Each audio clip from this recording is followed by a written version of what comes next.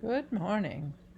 Welcome to another Farmington Area Public Schools Technology Education video with Ann Keelis. Today's topic is a reading of the General Shop Safety Rules Google Slides presentation.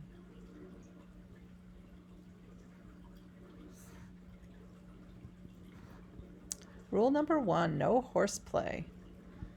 Horseplay means fooling around, foolish behavior, rough or boisterous play, noisy behavior, bothering others. Boisterous means excessively leaping around, jumping around, being too wild. These horses are funny.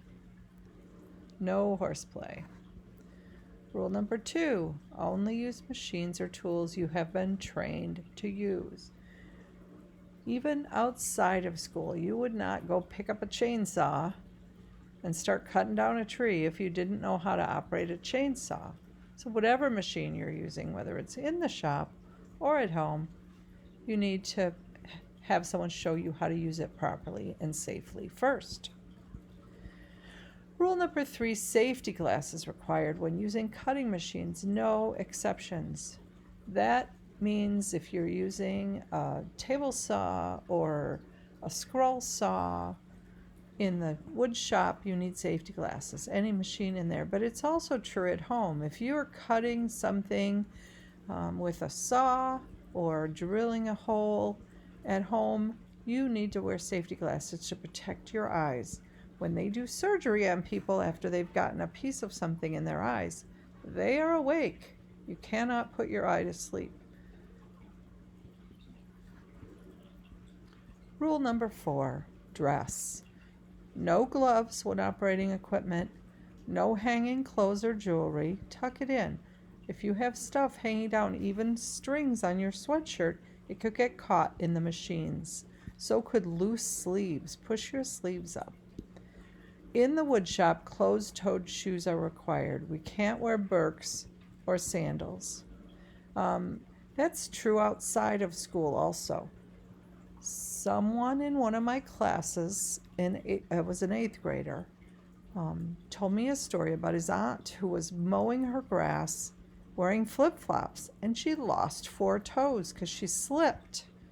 We have to wear closed-toed shoes to mow the grass, to work with equipment at home, to carry heavy things. Closed-toed shoes are required. Rule number 5, no earbuds. No distractions. No earbuds, no music, no bugging someone else when they are working. Take them out, put them away. That's true in the wood shop. It's also true at home. If you're working with equipment, you need to be focusing and paying attention and not be distracted by music and earbuds. Rule number 6, keep our shop clean. At school, your mother is not there. When you're done working, clean up, sweep up, put away tools and equipment. If you're working in the wood shop, you need to come and clean up your area where you were working. Even if you go to do something else first, by the end of the period, you're responsible for cleaning up any equipment you worked on. This is also true at home. If you don't put your tools away when you're done working on a job at home, guess what? The next time you need them, you won't be able to find them. When you are studying at home, in whatever your virtual learning space is, if it's cluttered and messy, it doesn't feel as relaxing to be in it. It's important to keep your shop and your work area clean. Rule number 7, never, ever, ever, ever, ever use a machine without the safety guards. They are there to keep you safe. I have an Uncle Eddie who was a farmer. He was loading grain using a grain auger, silage I think, and he had it get clogged. He didn't turn the machine off, and he wasn't using the safety guards, and he lost his arm. It's important, in school or out of school, to use machines with safety guards.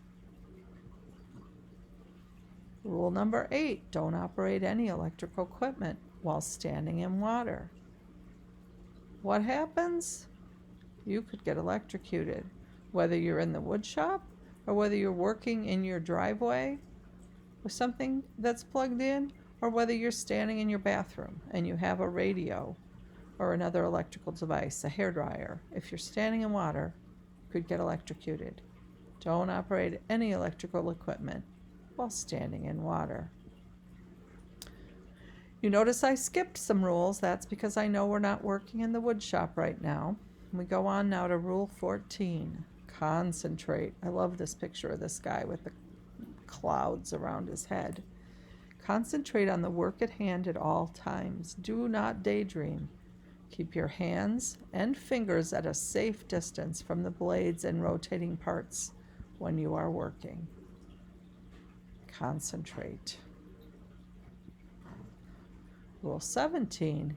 Turn off the machine and unplug before changing blades or bits. In our wood shop, I would be doing the changing of blades or bits. But at home, if you're drilling something or if you're working with some equipment, make sure you unplug before you change blades or bits. Rule 21. Never walk away from a machine while it is running. Turn off power and wait until it has come to a complete stop. That's hard to do. If you're using a big bandsaw, that thing takes a good 30 seconds to come to a complete stop. You have to make yourself, A, not reach in, don't put your hands near that blade before it's stopped, and B, wait for it to come to a stop. That's the way you do it safely. This guy looks like he's all business. I want you to be all business as well. Rule 22. If a machine is making an unexpected noise, doesn't sound right, is smoking, or seems broken, turn off the machine. Tell the teacher. At home, turn off the machine and tell an adult or the person who's responsible for watching you. This looks like a car that's overheating.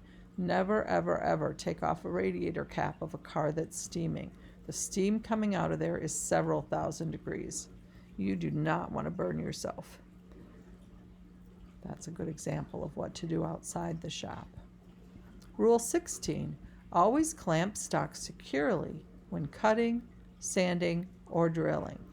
You think you're strong enough to hold it, but the rotational force of a drill like this is much stronger than what you are able to use your strength to hold. Just use a clamp. Rule 27. Oily rags go in a metal container. We have this kind of a fancy container for oily cloths or rags at the shop. At home, a coffee can is good enough.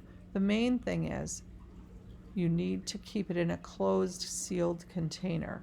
What can happen? If you leave oily rags in a pile in your garage, a lot of garage fires are caused by this. It's called spontaneous combustion. It can just start without even a spark. So it's important to keep oily rags in some kind of a metal container that's sealed with a sealed lid to keep them from catching on fire. Rule 28. Know where the fire extinguisher is. In the wood shop, we have the world's biggest fire extinguisher. Next time we're in school, we'll take a tour of the shop and you will be allowed to see it. If you have a fire extinguisher at home, know where it is. Many home fires start in the kitchen. It's a good place to keep a fire extinguisher. I have one in my kitchen and I have one in my camper. Rule 32. This applies in the shop only, but it's cool and I wanted you to see it. There is a dust stop dust collection system. Ours is actually a different brand name than Dust Stop, but it takes the dust from the machines and from the air in the wood shop out of the air and pumps it out into a can that's outside. It's important to turn that on before you work in the wood shop. Rule number 3, never use drugs, alcohol, or medication that would impair vision or judgment when operating equipment or working in the wood shop. I can hear some of you thinking, we're middle school kids, we don't use drugs or alcohol, and I'm so glad that's true. But this also applies to maybe medication your mom gives you if you have a cold that makes you sleepy or impairs your judgment. So It's important to not use power equipment either in school or at home if you've taken some medication like that. And finally, no horseplay. I repeated this one because it's so important. No fooling around, no foolish behavior, no rough or boisterous play, noisy behavior, or bothering others. It's just not safe. That concludes my reading of the general safety rules. Now do the general safety activity.